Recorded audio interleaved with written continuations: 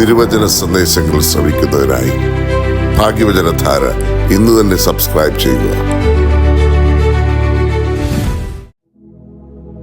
ത്രിയേക ദൈവത്തിന് സ്തുതി. ഏവർക്കും യേശു ക്രിസ്തുവിന്റെ ധന്യനാമത്തിൽ എന്റെ സ്നേഹവന്ദനം. വെളിപാട് പുസ്തകത്തിൽ പരാമർശിക്കപ്പെട്ട 7 സഭകളിൽ പ്രധാനപ്പെട്ട സഭയാണ് AD 55 സ്ഥാപിക്കപ്പെട്ട എഫെസോസിലെ സഭ. വെളിപാട് 2:1 മുതൽ 7 വരെയുള്ള ഭാഗത്ത് ഈ സഭയെക്കുറിച്ച് പറയുന്നു.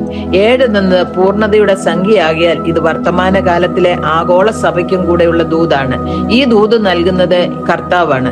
2:1 7 നക്ഷത്രം വലങ്കയിൽ പിടിച്ചും കൊണ്ട് 7 പൊന്നിലവിളക്കുകളുടെ നടുവിൽ നടക്കുന്നവൻ അരുളി ചെയ്യുന്നു എന്ന് വായിക്കുന്നു.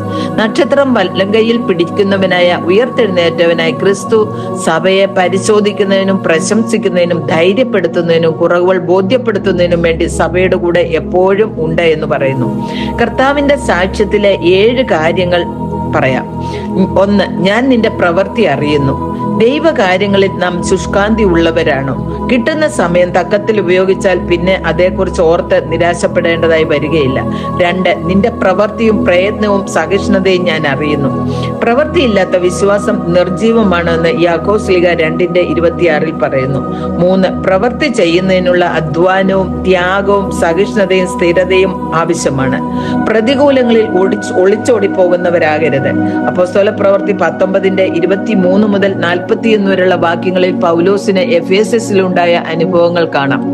4, അപ്പോസ്തലന്മാരല്ലാതിരിക്കെ അപ്പോസ്തലന്മാരല്ലാത്തവരെ പരീക്ഷിച്ച് കള്ളന്മാരെന്ന് കണ്ടെത്തിയതും ദുരുപദേഷ്ടക്കന്മാരുടെ കെണിയിൽ അകപ്പെടാതെ സഭയെ കാത്തതും ഞാൻ അറിയുന്നു.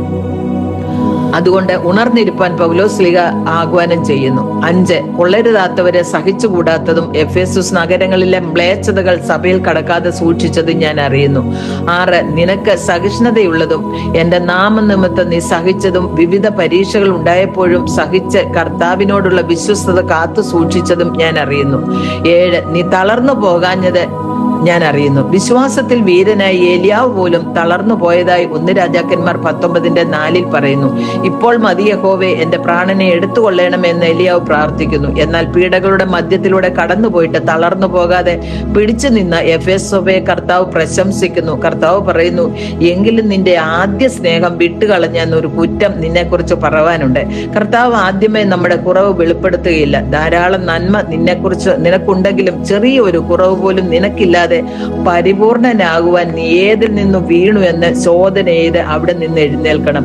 139 സങ്കീർത്തനം 23-24 വാക്യങ്ങളിൽ പറയുന്നു, എന്നെ ശോധന ചെയ്ത് പരീക്ഷിച്ച് വ്യസനത്തിന്റെ മാർഗത്തിൽ നിന്ന് ശാശ്വത മാർഗത്തിൽ എന്നെ നയിക്കണമേ.